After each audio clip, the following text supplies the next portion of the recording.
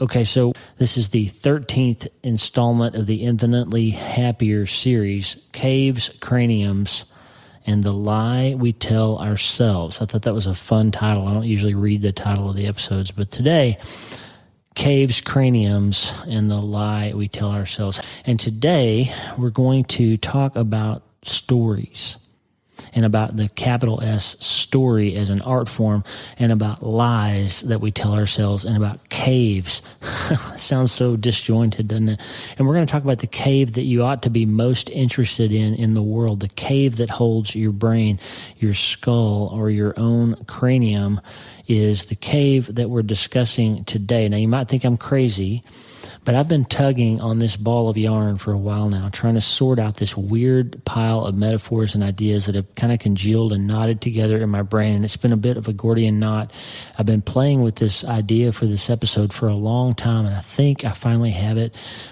Forgive me if I don't make perfect sense here, but I think there's some stuff we need to talk about that relates to story as an art form and the stories that we tell ourselves, and how we need to get inside the cranium cave and figure some stuff out. So if you're up for it, we'll go on a journey into the power of story, because that's going to lead us to finally confront the big story, the lie that we tell ourselves. Every one of us has some type of limiting story, and they usually turn out not to be true. And these stories keep us stuck. They keep us struggling over and over again with the same issues in our lives. And this is one of the reasons journaling would be important, because I bet you if you journaled faithfully about what you're going through, 10 years from now, there will be some recurring themes of the same issues that you're still dealing with. And we need to figure out how to confront that big story that we tell ourselves. And you know what? Caves can be scary places. They're dark, they're damp, there's bats and there's bears and there's spiders and there's weird stuff in there. And we don't know what's in that cold and unknown place. But often the very thing that we need is hidden in there. And we have to learn how to find the courage to go in there, find it, and deal with it. And you know me well enough to know by now that the cave I'm referring to the most is the recesses of our own minds. Because, my friend, learning how to confront the labeling myths and limiting stories we've layered onto our minds over the courses of our lives is the only way to actually find ourselves on the threshold of victory over everything we've been so afraid to challenge. If you want to become infinitely happier, if you really want to step into the sunshine of the light that God has in store for you in your life now and in the coming life of eternity, if you want to do that and get to that place, friend, you got to go into the cave. Remember, Proverbs 15:15 says, "For the despondent, every day brings trouble, but for the happy heart, life is a continual feast." And I'm telling you, friend, you get to decide whether you're going to live despondent, where every day is just a problem, or you're going to be happy. Because the fact is, you can't control the circumstances, but you can separate the circumstances from your emotional state, and you can learn how to be happy and be hopeful and hold on to faith no matter what is happening in your life. And until you can find the courage to go into the cave and figure out what you're actually dealing with, you're never going to find that peace and that happiness. So it's time to face our biggest fears, my friend. It's time to go in to the cave of our own craniums, and it's time to start today. Hey, are you ready to change your life? If the answer is yes, there's only one rule. You have to change your mind first. And my friend, there's a place where the neuroscience of how your mind works smashes together with faith, and everything starts to make sense. That place is called self-brain surgery. You can learn it, and it will help you become healthier, feel better, and be happier. And the good news is, you can start today. Thanks, Lisa. Hey, so glad to have you listening today. I'm Dr. Lee Warren, and I live in Nebraska in the United States of America with my incredible wife, Lisa, my father-in-law, Tata, and the super pups, Harvey and Lewis. I'm a neurosurgeon and an author, and I'm here to help you harness neuroscience, the power of your brain, faith, the power of your spirit, and good old common sense to help you lead a healthier, better, happier life. Listen, friend, you can't change your life until you change your mind, and I'm here to help you learn the art of self-brain surgery to get it done. If you like the show, please subscribe so you never miss an episode, and tell your friends about it. If you tell 2 or 3 friends this podcast was helpful to you, imagine how much good we can all do around the world together. I'm Dr. Lee Warren, and I'm here to help you change your mind so you can change your life. Let's get after it. Joseph Campbell was a writer who wrote a book that's incredibly famous called The Hero with 1,000 Faces. He published it back in 1949. And the book is about story. Campbell was one of the first people to realize that every culture, just about throughout history, has some elements, some themes to the stories that they tell. And it's remarkable how among humans, the stories that we tell all have certain central elements. And despite our culture and language differences and the differences of time and space, great stories all turn on the similar engines.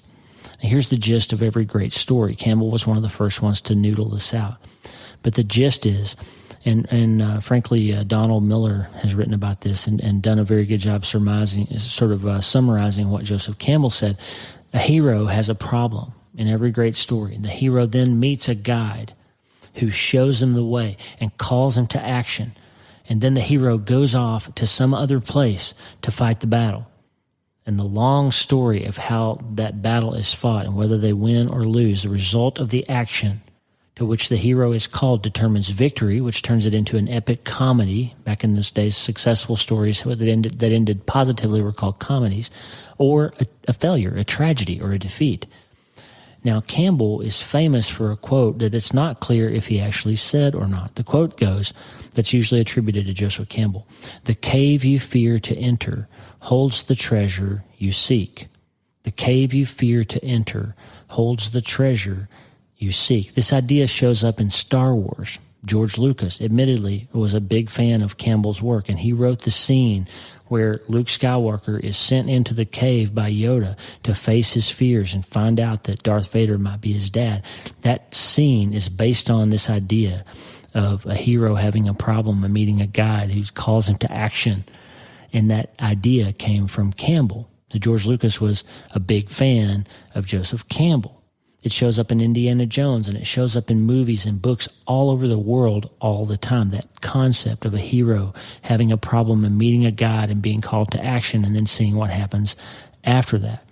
But it turns out the actual quote seems to have been some sort of a summary, a prolix, if you will, which was from a book that was written in 1991 by a person who was studying Campbell, Diane Osborne, and I'll put the link in the show notes for you. The piece that she wrote was called "Reflections on the Art of Living, a Joseph Campbell compilation."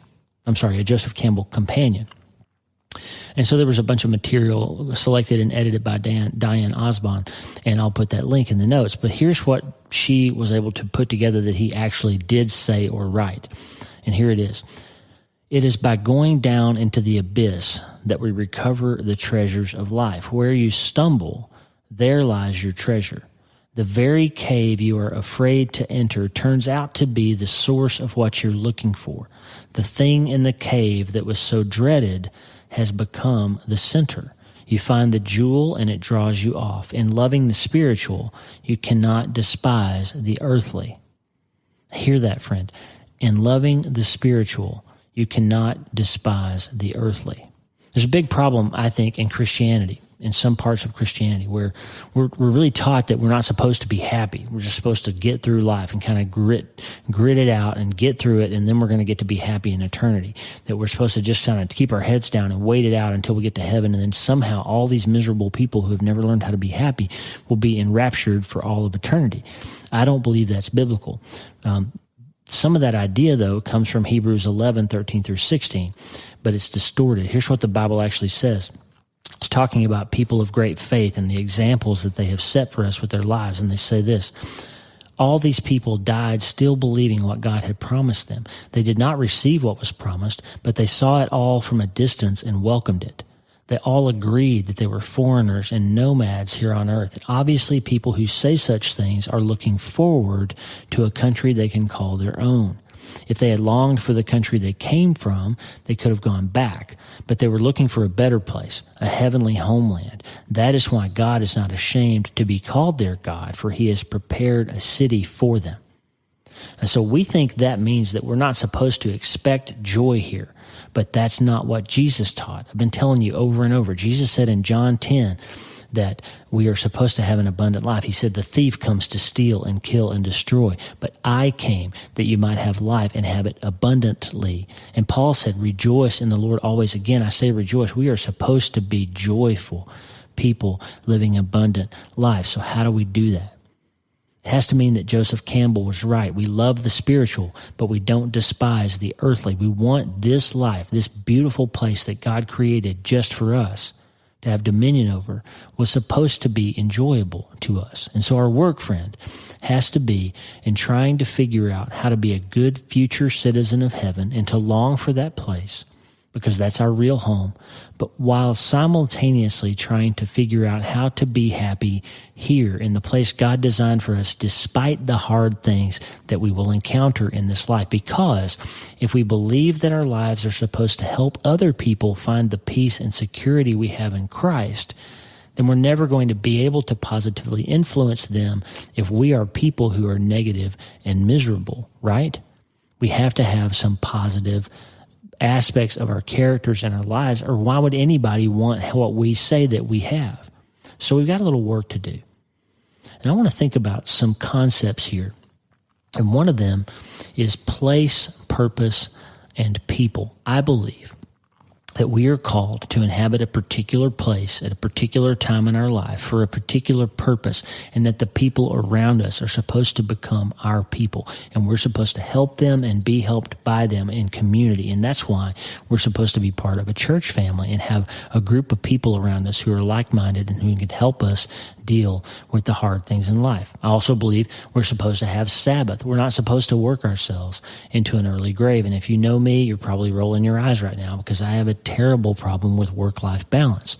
Frankly, that's one of the reasons I believe God has called us here to Nebraska. We are going to work hard here, but we are also going to live here. We're going to be people who live here and work here and are part of this place for a purpose with our people. Now, here's the thing. In this idea of trying to learn how to live an abundant and joyful life, one of the issues that we face is that there's always a big lie, and that big lie is ready to pounce on you whenever you let yourself hear it. There's a voice in your head. I know there is, because I have one too. All of us do. There's a voice that tells you a story about yourself that is negative and it's harmful. If you've been raped, for example, that voice will say, you deserved that somehow. You did something to bring that on. You'll never be whole again. No one will ever love you. You can't enjoy intimacy anymore. Those lies will pop up. I know, because I know some of those people. If you were abused in some way, your lie, your story will tell you that you did something to bring that on yourself, that you earned it somehow, that it wasn't their fault, it was your fault somehow. That story will play in your head. If you've had financial trouble in your past, the big story will be that you'll never be okay. You'll never be secure. You'll never be out of debt. You'll never get that paid off. You'll never be successful again. If you have been unfaithful to your spouse in the past, if you've been divorced, if you've lost a child, if you have been fired from jobs, if you failed to be promoted, you will have a limiting story that tells you that you can't be in a healthy relationship, that you did something wrong that led to your child's death, that you are unemployable or unlovable or unwantable or not as smart or not as savvy as somebody else. You will have a lie, maybe multiple lies, that play like a tape in your mind when you're quiet. And I'm here to tell you that lie is hinting at what it is that's in the cave that you need to summon the courage to go and deal with. Because if you don't learn how to walk into that cave and look into your own mind and figure out how to find the root of that story, that lie that is being told to you, you will never break free and be okay in your life. If you don't learn how to summon the courage to go and deal with that thing, friend, you're never going to be okay. Here's my problem. Here's one of mine. No matter how much acclaim I get, no matter how successful I am as a neurosurgeon, no matter how many books I publish and how big the advances are and how many times I hear from people like you all over the world that my work is helpful to them, no matter how often Lisa tells me that I'm really helping her, that she thinks this book is the best one I've ever written, no matter how many times I hear that, when I'm quiet, when I'm thinking about the next project or the next podcast or the next idea, I hear the 1-star review. I hear the rejection letter for my novel Kill Switch. I hear that I'm never going to measure up, that I'm not, somehow I just got lucky and landed in this place, that I'm really not good enough, that I really don't have a voice that anybody would want to hear. When I don't get enough downloads, I hear, see, that's because your content is not as good as it should be. I hear those things. I hear names I was called as a child. I hear relationships that ended that I knew needed to end, but I feel like a failure because they did. I hear those lies. You might hear different ones. The boss says that you can't satisfy him or her, or the memory of the time that your dad didn't notice you when you finally caught the fly ball or made the touchdown. Your dad wasn't there. Your mom didn't see. You might have a different story than I do. But the secret cannot be that you have to perfect yourself enough so that everyone will finally see how great you are. It can't be that you have to become lovable enough or pretty enough or thin enough that everybody will finally think you're beautiful or respect you or acknowledge you or love you. We have a big problem in our country right now, and this is not a political podcast, okay? It's not. But one of the big problems we have in our country right now is that people are being manipulated in their emotions, and they're being made to think that if they are offended, that everybody else should do something different to make them not be offended anymore. I'm talking about you as an individual person, as an individual. If you think that the secret to a happy life is other people no longer offending you, the problem with that is you can get them to change a particular behavior, but you will find something quickly that you were equally offended by. And you will live your life perpetually finding new things with which to be offended. A better answer for you would be to apply the 3 filters from Micah 6:8. When Micah says, what does your God require of you, O human? But to do justice and to love mercy and to walk humbly with your God. If you can apply those 3 filters to where if it's about what you do justice. If it's your decision and your turn to act, you act justly. You do the right thing. If you can do that every time, you'll be okay. But when it's your turn to have something done to you, you love mercy. You remember that you've sinned before, you've said the wrong thing before, you've done the wrong thing before, you've let God down and let other people down before, and they didn't kill you, they didn't burn your house down, they didn't fire you or cancel you, and God didn't reject you. They showed you mercy. And so if you can learn to apply mercy in a situation where you've been given mercy before, you will stop being so offended and so hurt. And if you can walk humbly, where you always say, yeah, I did a pretty good job there, but I could have done better, or I'm not the best, I'm not the greatest. If you can always have a humility about you that knows who you are but doesn't expect to be noticed for who you are all the time, then you will find the keys to that particular problem of being perpetually offended. I'm sorry that was kind of an aside. I didn't mean to take that whole tangent, but the idea is if you can't learn that people are going to let you down, and when they do, it's not about you, and you can't demand that they respect you or they will respect you less, and you can't demand that everything that offends you disappears from the face of the earth, because if you manage to get all of it removed, you'll find something else the next day that's equally offensive, and you'll be just as mad and just as hurt and just as devastated as you ever have been, because that's not the secret to becoming infinitely happier. The secret is to going into the cave and finding why you hear that limiting story.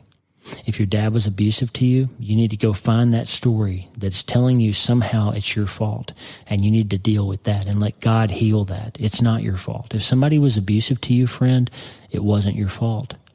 It doesn't make you less of a person now because of what somebody did in the past. If you were unfaithful in the past, be faithful now. Do better now. You can't go back and fix that. You can't. Like a bent paper clip. If you bend a paper clip the first time and reshape it to where it looks the same, if you hurt somebody in some way, or if you say the harmful words to somebody and then you take them back and you apologize and they say it's okay, they may fold back to look similar to how it used to be. But the more times that paper clip is unfolded and refolded, what happens to it? The shape becomes distorted, and eventually it becomes weak, and eventually it breaks. The more times harm has been done to someone, to you or to others, the less fully you can recover. And so if you've been abused, yes, there will be some hurts and some injuries that can't fully heal that you'll always hear. But you can do justice to yourself by going and finding the root of it and saying, you know what, this did happen to me, but it wasn't my fault. It doesn't make me less of a person. It doesn't make God love me less. It doesn't make me less lovable. You can go find the root of that problem. I used to have a need for the affirmation of other people, and it was incredibly limiting and harmful to my life. And fortunately, God broke through and gave me Lisa, who now supplies all of the affirmation that I need. I don't need 5-star book reviews anymore. They're nice. I don't need people to tell me that my books are great. What I appreciate now is when I hear from somebody and find out that what I've done has helped them. That really moves me, but it does not define me. And it doesn't make me think that I'm a better person or better than anybody else. It just makes me want to keep working and keep creating things to help other people, because that need for affirmation is satisfied by my Lord and by my wife, and to an extent to the rest of my family. So I went to the cave and I figured out through a lot of hardship what it was that I was hearing. And it was really that I was scared that I didn't measure up. And I learned that I needed only to measure up to 2 people, God and my wife, because I could never really measure up to the ghosts that I was chasing, the notion that I could go back in time and make all those teachers realize I really was a smart kid, that I didn't think they thought that. So Joseph Campbell's right. You can't hate the earthly. You've got to love it because you have to live here, and you need to be happy living here so that other people can see you being happy and want to know what makes you tick. And what makes you tick is the idea that you get to be in heaven someday. That's the most important part of our lives. And so I wanted to spend a few minutes with you today thinking about story, because if you view your life as a story, then you'll recognize that at some point you're going to need to be called to action. You might need a mentor or a guide. And if you do, you'll find one. Because the great story, the God always shows up. And God's got one for you too. It might be your pastor, a minister, a chaplain, a friend, your dad, your brother, your coach, your sister, your wife, your mom. There might be somebody at work. Or it just might be that God gives you the nudge from the Holy Spirit and tells you what you need. But once you're called to action, and once your heart says, hey, now's the time, you got to go into that cave and you got to figure out where that limiting story is coming from. And you got to go after it and chop that thing down and replace it with some truth. And here's the truth. God loves you. He's got big plans for you. And your brain is ready for you to change those hardwired synapses and create new ones. Neurons that fire together, wire together. They create new synapses. So the more you tell yourself true stories in place of those limiting stories, then the better off you will be. The cave you fear to enter because you're afraid to go in there actually holds the treasure you seek. And the treasure is, how do we get infinitely happier? And that's where you have to go, friend. You've got to summon the courage to cross that threshold and go into that dark and scary place and do that work. If you need a therapist or a pastor or a professional to help you do that, if your life is being limited by these stories and that cave seems impossible to enter, here's something bad that's going to happen. If you have a story that you can't confront, then you start blaming the problems of your life on other things or other people. Sometimes yourself, sometimes your spouse, sometimes your kids, sometimes your job. You start displacing the psychological torment that you're putting yourself through onto other people. And you start treating it in the wrong ways. Drinking too much, gambling, spending too much, inappropriate relationships. All those things are terrible surrogates for the real thing that you need, which is summon the courage to go into the cave and address the real problem. That, my friend, is where you will find the treasure and the freedom and the peace that you so desperately need, and all of us need it. And the one thing that I always tell you is you can't change your life until you change your mind. And Roger Miller said it. You can't roller skate in a buffalo herd, but you can be happy if you have a mind to. And I want you to have the mind that says, you know what? It's time to put down the surrogates. It's time to stop listening to the limiting stories and the lies. It's time to stop despising the earth because God put me here to be happy. and to long for something better while enjoying the thing we have now, and to finally going in there and getting to the root of that limiting story, that big lie, and getting after it and solving that problem, slaying that dragon, and standing up as the hero of your own story, because you were designed to live your life as the hero of your own story. This is self-brain surgery, friend. It's biblical. It's consistent with neuroscience, and it is good self-care. And you need to get into that cave and slay that dragon and be the hero of your own story, and you really need to start today. Hey, thanks for listening. Please subscribe to the show so you automatically get every episode. And if you like the show, you'll love my weekly letter. Check out my writing at drleewarren.substack.com, drleewarren.substack.com. Get the free newsletter every week for my best prescriptions for becoming healthier, feeling better, and being happier through the power of faith and neuroscience smashing together via self-brain surgery. drleewarren.substack.com. And if you need prayer, go to the prayer wall at wleewarrenmd.com/prayer. The theme music for the show is Make Us One by Tommy Walker, graciously provided for free by the great folks over at TommyWalkerMinistries.org. Check it out and consider supporting them. TommyWalkerMinistries.org. Remember, you can't change your life until you change your mind, and the good news is you can start today. I'm Dr. Lee Warren. I'll talk to you soon. God bless you, friend. Have a great day.